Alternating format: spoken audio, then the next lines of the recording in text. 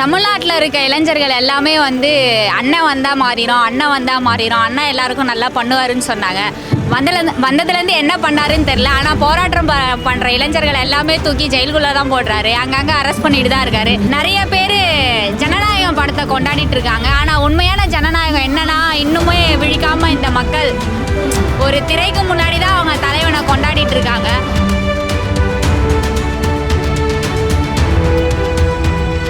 Start பண்ண போராட்டமாக தான் இருக்குது.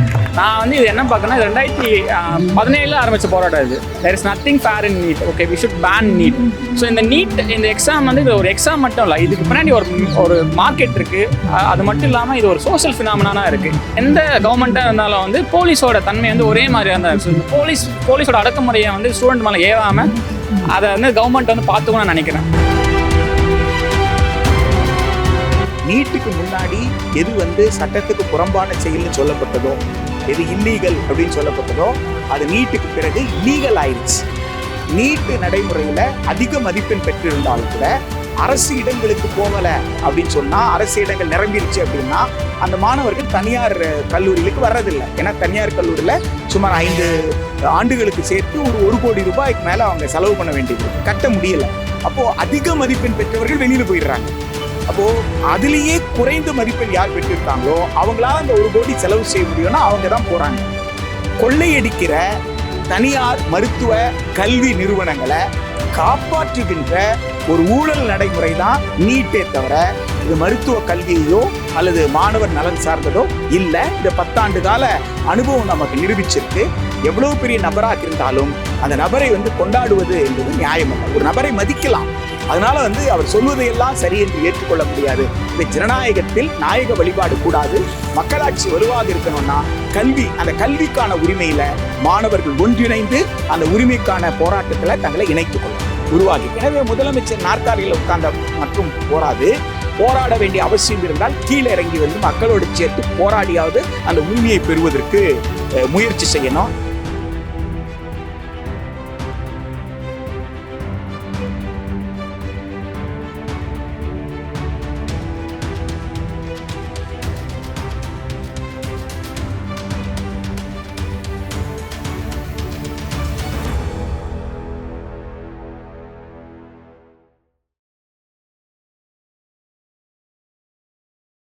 தமிழ்நாட்டில் இருக்க இளைஞர்கள் எல்லாமே வந்து அண்ணன் வந்தால் மாறிடும், அண்ணன் வந்தால் மாறிடும், அண்ணன் எல்லாருக்கும் நல்லா பண்ணுவாருன்னு சொன்னாங்க.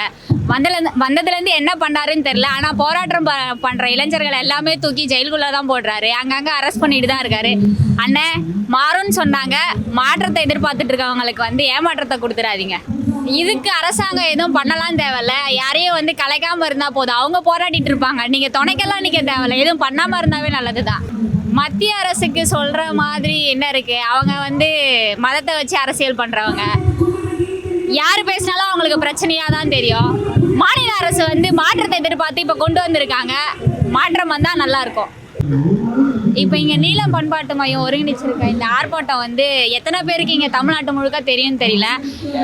நிறைய பேர் ஜனநாயகம் படத்தை கொண்டாடிட்டு இருக்காங்க. ஆனால் உண்மையான ஜனநாயகம் என்னன்னா இன்னுமே விழிக்காமல் இந்த மக்கள் ஒரு திரைக்கு முன்னாடி தான் அவங்க தலைவனை கொண்டாடிட்டு இருக்காங்க.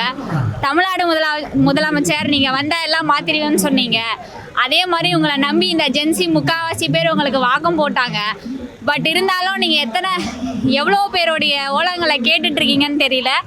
இது உங்கள் காதுக்கு போனால் நல்லாயிருக்கும்னு நினைக்கிறேன். உங்களை நம்புகிற இந்த மக்களை வந்து கைவிட்றாதீங்க. இந்த போராட்டம் வந்து இந்த காலகட்டத்தில் ரொம்ப தேவையான போராட்டமாக இருக்குது. பொதுவாக பொது சமூகத்தில் இருக்கக்கூடிய கருத்துருவாக்கங்களுக்கு எதிராக எதிர்கருத்துருவாக்கங்களை உருவாக்க வேண்டிய தேவையை வந்து இந்த போராட்டம் வலியுறுத்துறதா தெரியுது. பொது சமூகத்தில் பேசாத நிறைய விஷயங்களை பேச வேண்டியதாகவும், போராட்டக்காரர்களுக்கு ஆதரவாகவும், போராட்டக்காரர்களோட தன்மை எத்தகையதாக இருக்குது அப்படிங்கிறதுமான நிறைய கருத்துக்கள் விவாதிக்கப்படக்கூடிய ஒரு இடமாக இந்த போராட்ட காலம் உள்ளது. முதல்ல வந்து நான் வந்து டாக்டர் அனிதா அவங்கள வந்து ஞாபகப்படுத்த விரும்புகிறேன். ஸோ இந்த நீட் எதிர்ப்பு போராட்டம் வந்து இப்போ ஆரம்பிச்சதில்லை. 2017 அப்போவே வந்து அனிதா என்பவங்க வந்து தனியாலாம் டெல்லி வரைக்கும் போயிட்டு அங்கே அப்போ ஆரம்பித்த போராட்டம் தான் அது. ஸோ நான் அங்கேருந்து இது பேசலாம்னு நினைக்கிறேன். இப்போது அந்த காக்ரோச் ஜனதா பார்ட்டி அவங்க மூலிமா வந்து ஒரு மூமெண்ட்டாக ஸ்டார்ட் ஆன இந்த ப்ரொடெஸ்ட் வந்து ஃபேர் நீட்டுக்கான ப்ரொடெஸ்ட்டாக தான் ஸ்டார்ட் ஆச்சு. ஃபேர் நீட்டுக்காகவும் அது மட்டும் இல்லாமல் இந்த ஏரியா வந்து நீட் பேப்பர் லீக்கால் வந்து நிறைய ஸ்டூடெண்ட்ஸ் வந்து சூசைட் பண்ணிட்டாங்க. ஸோ அதெல்லாம் வந்து அக்கௌண்டபிளி எடுக்கணும், எஜுகேஷன் மினிஸ்டர் வந்து ரிசைன் பண்ணணும்.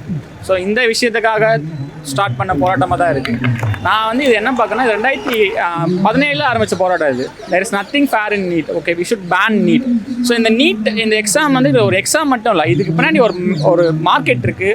அது மட்டும் இல்லாமல் இது ஒரு சோஷியல் ஃபினாமினா இருக்குது. நான் எப்படி இதை சோஷியல் ஃபினாமினா சொல்கிறேன்னா, இப்போ நீட் எக்ஸாம்ன்றது வந்து இப்போது இந்தியாவில் இருக்க எல்லா ஸ்டேட்டுமே வந்து எல்லாருக்கிட்டுமே காமன் சிலபஸ்லாம் இல்லை.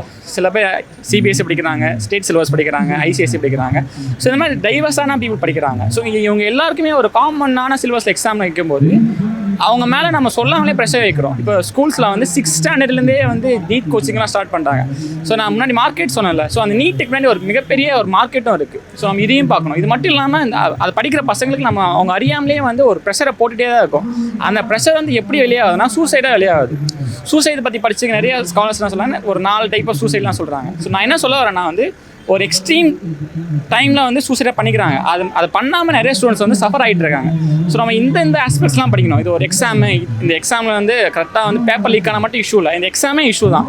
இந்த எக்ஸாமில் வந்து ஸ்டூடெண்ட்டை வந்து பாதிக்கப்பட்டு தான் இருக்காங்க. அதனால் வந்து ஃபேர் நீட்டுன்ற ஆரம்பித்த கோரிக்கையை வந்து பேன் நீட்டு நோக்கி போனோம். இப்போ சிஜேபி ஆரம்பிச்சு ஃபேர் நீட் சொல்லும்போது இப்போ நாங்கள் என்ன சொல்கிறோன்னா நீட்டில் ஃபேர்னஸே இல்லை, வி ஷுட் பேன் நீட். அது மட்டும் இல்லாமல் இப்போ சிஜேபி ஸ்டார்ட் பண்ண ப்ரொடெஸ்ட் வந்து அவங்க மட்டும் இல்லாமல் நிறைய மூவ்மெண்ட்ஸ் எல்லாம் கூட இருக்காங்க. ஸோ இந்த மூவ்மெண்ட்ஸ்லாம் என்ன பண்ணணும் நான் நினைக்கிறேன், நான் வந்து இந்த போராட்டத்தை வந்து எப்படி நம்மளோட கோல் நோக்கி கொண்டு போகணும்னு நினைக்கிறேன். ஸோ நம்மளோட டிமாண்டில் கிளியராக இருக்கணும், என்ன டிமாண்டோ அதை நோக்கி கொண்டு போகணும். ஸோ இந்த ப்ரொடெஸ்ட்டை வச்சு பொலிட்டிஷியன்ஸ் வந்து அதை அவங்களோட பொலிட்டிக்கல் லாபத்துக்காக யூஸ் பண்ணாமல் ஸ்டூடெண்ட்டோட டிமாண்டில் நம்ம தெளிவாக இருந்து ஸ்டூடெண்ட்டுக்கு வந்து எந்த பாதிப்பு இல்லாமல் கொண்டு போகணும்னு நினைக்கிறேன். அப்புறம் அது மட்டும் இல்லாமல் வந்து எந்த கவர்மெண்ட்டாக இருந்தாலும் வந்து போலீஸோட தன்மை வந்து ஒரே மாதிரியாக இருந்தால், ஸோ இந்த போலீஸோட அடக்குமுறையை வந்து ஸ்டூடெண்ட் மேலே ஏவாமல் அதை வந்து கவர்மெண்ட் வந்து பார்த்துக்கணும்னு நினைக்கிறேன். ஸோ அவ்வளோதான். நீட்டுன்றது இந்தியா மீது திணிக்கப்பட்ட ஒரு மிகப்பெரிய ஊழல். இது வந்து மருத்துவ கல்வியில் தனியார் நுழைந்த பிறகு தனியார் கல்வி நிறுவனங்கள் தங்களுடைய லாப வெறிக்காக மிக குறைந்த மதிப்பெண் பெற்றவர்களை கூட மிக அதிகமான கட்டணம் வசூல் செய்து கொண்டு மருத்துவ படிப்பில் சேர்த்துக்கிட்டாங்க. இப்போ அரசு மருத்துவக் கல்லூரிகளை கடந்து நிறைய தனியார் மருத்துவக் கல்லூரிகள் திறக்கப்பட்டதுனால அப்போ மருத்துவத்தில் சேரணும்னு விரும்புகிற மாணவர்கள் அரசு கல்லூரிக்கு இடம் இல்லை அப்படின் போது அடுத்து எங்கே போவான்னா தனியார் கல்லூரிக்கு தான் போகணும். இது ஒரு முறைகேடு. இந்த முறைகேடை சரி செய்யுங்க அப்படின்ற ஒரு கோரிக்கை இருந்தது. தனியார் மருத்துவக் கல்லூரிகளை கட்டுப்படுத்துங்க, அதை நடத்த அனுமதிக்காதீங்க என்கின்ற போராட்டம்லாம் மாணவர்கள் அந்த காலத்தில் வந்து நடத்தினாங்க. இப்போ அதை கட்டுப்படுத்துவதற்காக நான் வந்து நீட்டை நடைமுறைப்படுத்துகிறேன் அப்படின்னு 2016 சட்டப்படி கொண்டு வந்து 2017 அதை 2 நோக்கம் சொன்னாங்க. ஒன்று, இனிமேல் வந்து மதிப்பெண் படி தான் கிடைக்கும், தரத்தை தீர்மானிக்கிறோம், அப்புறம் வந்து கட்டணத்தை நாங்கள் வந்து முறைப்படுத்துவோம்னு சொன்னாங்க. இந்த 10 ஆண்டு கால அனுபவம் என்னவா இருக்குன்னு கேட்டால், நீட்டுக்கு முன்னாடி எது வந்து சட்டத்துக்கு புறம்பான செயல்னு சொல்லப்பட்டதோ, எது இல்லீகல் அப்படின்னு சொல்லப்பட்டதோ, அது நீட்டுக்கு பிறகு லீகல் ஆயிடுச்சு. அதே ஊழல் அந்த ஊழல் பல மடங்கு அதிகமாக இப்போ வந்து நடக்கு. நீட்டு நடைமுறையில் அதிக மதிப்பெண் பெற்றிருந்தாலும் கூட அரசு இடங்களுக்கு போகலை அப்படின்னு சொன்னால், அரசு இடங்கள் நிரம்பிருச்சு அப்படின்னா அந்த மாணவர்கள் தனியார் கல்லூரிகளுக்கு வர்றதில்லை. ஏன்னா தனியார் கல்லூரியில் சுமார் 5 ஆண்டுகளுக்கு சேர்த்து ஒரு 1 கோடி ரூபாய்க்கு மேலே அவங்க செலவு பண்ண வேண்டியது இருக்குது, கட்ட முடியலை. அப்போது அதிக மதிப்பெண் பெற்றவர்கள் வெளியில் போயிடுறாங்க. அப்போது அதுலேயே குறைந்த மதிப்பெண் யார் பெற்றிருக்காங்களோ அவங்களால அந்த 1 கோடி செலவு செய்ய முடியும்னா அவங்க தான் போகிறாங்க. ஆக இப்போ நீங்கள் யாரை குற்றவாளி ஆக்க முடியாதுன்னா தனியார் நிறுவனங்களை குற்றவாளி ஆக்க முடியாது. ஏன்னா அவங்க என்ன சொல்லுவாங்கன்னா, அவங்க கவுன்சிலிங்கில் வந்தாங்க, கவர்மெண்ட் கவுன்சிலிங்கில் தானே வந்தாங்க. அப்போது கொள்ளையடிக்கிற தனியார் மருத்துவ கல்வி நிறுவனங்களை காப்பாற்றுகின்ற ஒரு ஊழல் நடைமுறை தான் நீட்டே தவிர இது மருத்துவ கல்வியையோ அல்லது மாணவர் நலன் சார்ந்ததோ இல்லை. இதை 10 ஆண்டு கால அனுபவம் நமக்கு நிரூபிச்சிருக்கு. அதனால தான் இந்தியா முழுக்க இருக்கக்கூடிய இந்திய மாணவர்கள் உலகத்தின் எந்த பகுதியில் இருந்தாலும் சரி, இந்தியாவில் நடக்கிற இந்த அநியாயத்தை கண்டித்து அடுத்த தலைமுறை குழந்தைகளுக்கான கல்விக்கான ஒரு போராட்டத்தை இந்தியா முழுக்க நடத்துகிறாங்க. அதன் ஒரு பகுதி தான் டெல்லியில் ஜந்தர் மந்தரில் நடக்குது. அதன் ஒரு பகுதி தான் இன்றைக்கு சென்னையில் நீலம் பண்பாட்டு மையத்தினுடைய ஒருங்கிணைப்பின நீலம் மாணவர் இயக்கம் சார்பாக இந்த எழும்பூரில் இந்த ஆர்ப்பாட்டம் நடக்கிறது. எனவே இதனுடைய ஒரே நோக்கம்தான் நீட்டை முழுமையாக ரத்து செய்ய வேண்டும். மேல்நிலை பள்ளிக்கல்வி மதிப்பெண் அடிப்படையில் மருத்துவ மாணவர் சேர்க்கை நடக்க வேண்டும். அந்தந்த மாநில அரசுகளே அதை செய்வதற்குண்டான உரிமை பழையபடி அந்தந்த மாநிலத்திற்கு கொடுக்கணும் என்கின்ற ஒற்றை கோரிக்கையோடு இந்த போராட்டம் நடைபெறும். மாணவர்கள் ஒரு மிகப்பெரிய விழிப்புணர்வு பெற்றவர்களாக இருக்க வேண்டிய அவசியம் இருக்கிறது. இந்திய அரசமைப்பு சட்டம் நமக்கு தந்திருக்கக்கூடிய உரிமைகளை புரிந்து கொண்டு நாம் நமக்கான கல்வி என்பது தான் நம்மை மட்டும் வலுப்படுத்துறதில்ல, இந்த நாட்டினுடைய ஜனநாயகத்தையும் வலுப்படுத்தும்.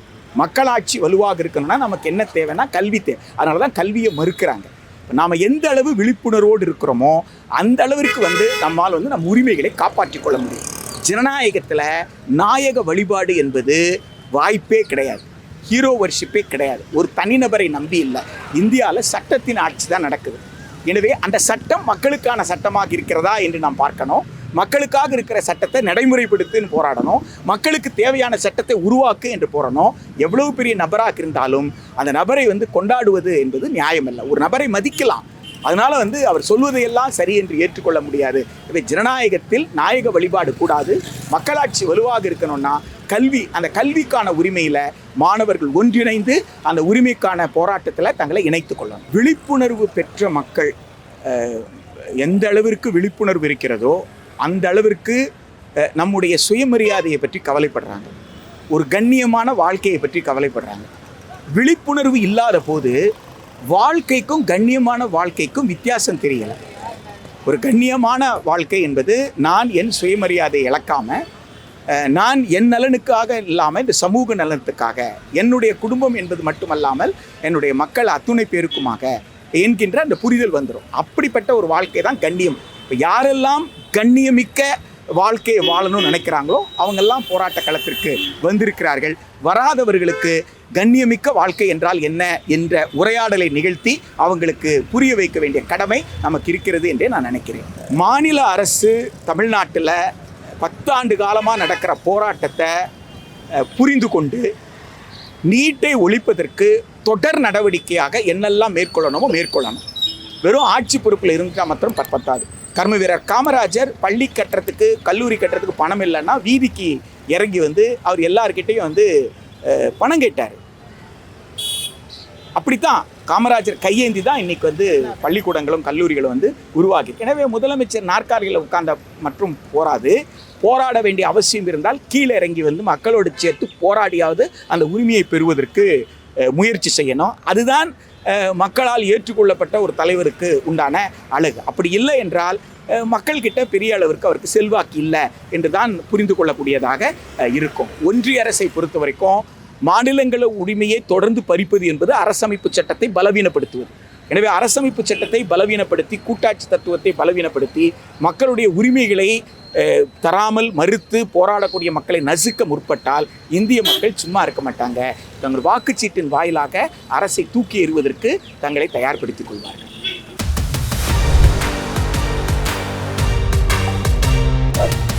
அருந்தமிழ் எங்கள் உயிருக்கு நேர்.